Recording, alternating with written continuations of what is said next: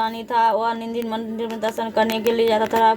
ब्राह्मण और गुरुओं की सेवा सहायता करता था। यह सब बात की उनकी रानी को अच्छी नहीं लगती। वह न व्रत करती और न किसी को एक दामड़ी तक दान में देती थी तथा राजा से भी ऐसे करने को मना किया करती थी। एक दिन राजा शिकार खेलने बनकर गए हुए थे। उसी समय वृषदेव एक साधु का रूप धारण कर राजा के महल में भिक्षा मांगने के लिए आई तो भिक्षा मांगी।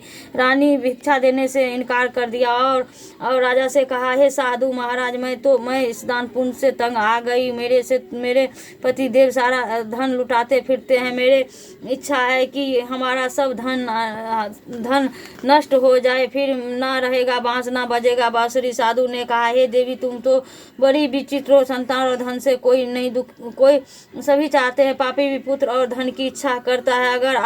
यदि आपके पास अधिक धन है तो भूखे मनुष्य को भोजन दो, प्यासों को के लिए पानी दो, प्यासों को प्यानू लगवाओ, मुसाफिरों के लिए धर्मशाला खुलवाओ। जो निर्धन अपनी कुंवारी कन्याओं का विवाह नहीं कर सकते हैं उसका विवाह करवा दो। ऐसे कई काम है जिसके करने से तुम्हारा यश लोक परलोक में फैलेगा। परंतु रानी वह उपदेश का कोई प्रभाव न पड़ा। वह बोली महाराज, आप मुझे कुछ न समझाए। मैं ऐसा धन नहीं चाहती हूँ जो हम जगह जगह बांटती फिरूं। साधु ने कहा कि हे देवी, उत्तर दिया कि यदि तुम्हारी ऐसी इच्छा है तो ऐसा ही होगा। तुम ऐसा करना कि बृहस्पति को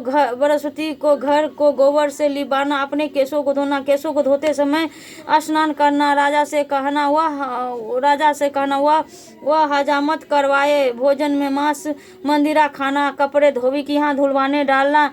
ऐसे 7 बृहस्पतिवार करने से तुम्हारा सारा धन नष्ट हो जाएगा। इतना कहकर साधु महाराज वहां से चले गए। जैसा वह साधु कह कर गए थे, रानी वैसा ही किया।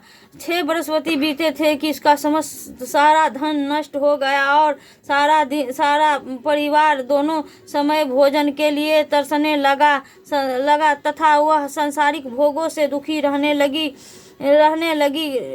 तब राजा रानी से कहा कि हे रानी, तुम यहाँ पर रहो, मैं दूसरे देश को जाऊं, क्योंकि यहाँ पर देश में जाता हूँ, क्योंकि यहाँ पर मुझे सभी जानते हैं, इसलिए कोई कर्म नहीं कर सकता। देश चोरी परदेश भीख बराबर। ऐसा कहकर राजा परदेश चला गया। वहाँ जंगल में जाता और लकड़ी काट कर लाता और उसे शहर में बेचकर इस तरह का वह जीवन व्यतीत करने लगा।